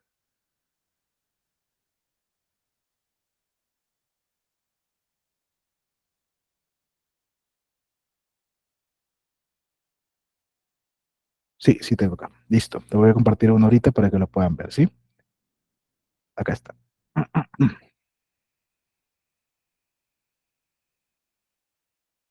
Fíjate, aquí tenemos un modelo de informe de simulacro, por ejemplo. Tengo un editable todavía. Fíjate, el objetivo, definiciones que se han usado, la planificación que se hizo capacitaciones previas, difusiones del personal, los pasos para la ejecución, la metodología, la cronología del evento, el desarrollo del evento y la evaluación, ¿no? ¿Te das cuenta? Aquí están algunas evidencias de las difusiones que se hicieron, tiene la sede administrativa y evidencia de la práctica en sí del simulacro en general, ¿no? Finalmente, como anexo, ¿no? Las evidencias de las difusiones, cuestionarios previos para saber cuánto se conoce, cuánto se tiene en tema de prevención, y por último, la evaluación del simulacro, ¿no? Te decía, cuánto tiempo se tardaron en salir, cuánto personal participó, características de la evaluación, la conducta del personal y los componentes, pues, respecto a si hubieron las medidas preventivas necesarias, ¿no? Tiene que ser algo tan complejo, así nada más, y de esta manera pues se está cumpliendo pues el tema del informe de simulacro, por ejemplo. A tu pregunta, Glendy, sobre que no se puede sacar la empresa a un miembro del comité, sí, lo dije en la clase número 2, no se puede despedir injustificadamente a un miembro del comité, ojo, despido injustificado, hasta 6 meses después de que esta persona dejó el cargo. Injustificadamente no lo puede sacar de la empresa. Puede ser que termine su relación laboral con la empresa y, claro, si ya no hay relación laboral con ellos, pues ya también deja de ser miembro del comité, se la puede retirar. Ejemplo, acabó su contrato. El tema de acabar el contrato y que no le quieran renovar no entra mucho en la figura de que se le despidió. Lo que pasa es que su contrato acabó y ya no había actividades para renovarlo, entonces simplemente por eso. ¿De acuerdo? Después sí, al miembro del comité no es que de la noche a la mañana simplemente dices, oye, ya, ¿sabes qué? Ya tengo que prescindir de tu servicio y listo. Tiene un contrato, hay que respetarlo, salvo que haya cometido alguna infracción bastante grave que entra dentro de las causales de despido, salvo eso, no podrían retirarlo a un miembro del comité. ¿Bien? Listo. Entonces, ahora sí, con eso, ya nos hemos pasado bastante del tiempo. Vamos a dejarlo hasta aquí, la clase del día de hoy. Espero que se haya entendido, espero que te haya servido todo lo que se te ha presentado. Y nos vemos entonces el día viernes para culminar con lo que es investigación de accidente de trabajo.